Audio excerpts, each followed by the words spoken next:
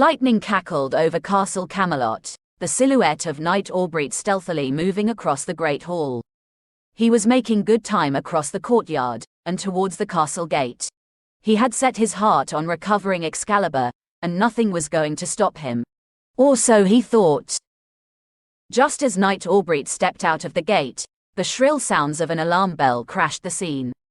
The landscape swirled and twirled, and a modern-day Aubriet, a relatively senior executive of Eureka Pharma Global, was jolted awake. Groggy, and somewhat startled, he shifted from his current sleeping position. Mumbling, Aubriet stretched sideways and using the weight of his left arm, he hit the large snooze button of the alarm clock. Not again!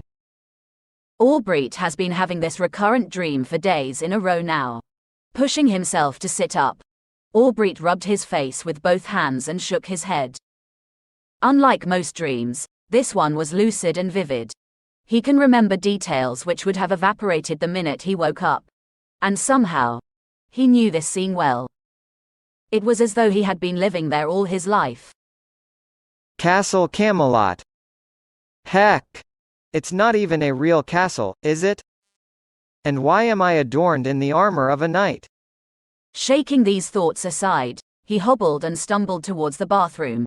Today is going to be an important day for him at the office. Aubriet mused.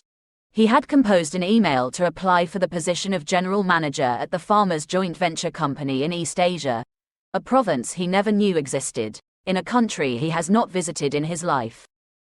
All that was left was to hit the send button. 20 minutes later, Aubriet was in his Renault MPV, driving to his office. The roads were empty. Due to the COVID-19 pandemic, work from home has become commonplace, and the commuting had shifted for most people, himself included. He was going into the office only because his managing director wanted to have this conversation with him in person. Aubriet had been steadily climbing up the ranks in the pharma company over the last decade, and was making good career progress. However, 15 months into COVID, he figured he was suffering what was termed brownout. In technical terms, a brownout means a reduction in electrical voltage, causing lights to flicker. In the context of the workplace, this situation essentially manifests itself as a gradual loss of interest in one's work or assignments.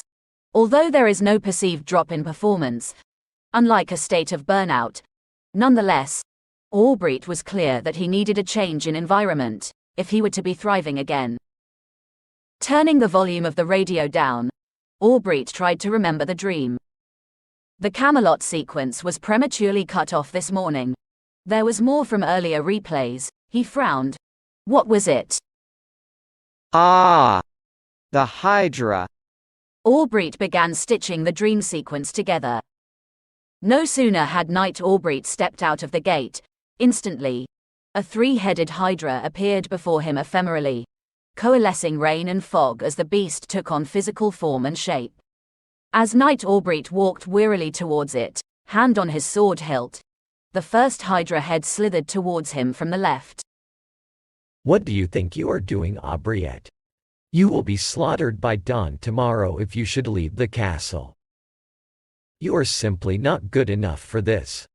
King Constantine's finest knights have gone forth and never came back. You will face the same fate. Knight Aubriet froze, and the thunderous boom of the storm could not cover the deep bellows of the Hydra. Another head swooshed in from his right and sneered at the now quivering knight. I am doing this for your good, Aubriet. Listen to my voice of reason. The third Hydra head closed in to face Aubriet directly. If you leave now, what would happen to your father the king? Your queen mother would be heartbroken. Turn back now.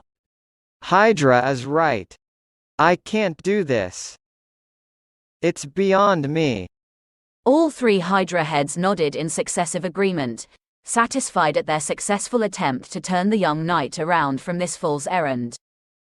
Defeated, Knight Aubriet had resignedly retraced his step back into Castle Courtyard. That was as far as the dream went. thought Aubriet as he parked his vehicle. Stepping out, he put on his mask, looked up, and breathed in the cool air of the morning. The sun was up, bringing warmth to his face. He rubbed the fingertips of one hand on the palm of the other and repeated the action for some moments. Aubriet had made a covenant with himself, that he will live his own dreams and not that of another, nor accept the life of a lesser self. This day will be a turning point of his life.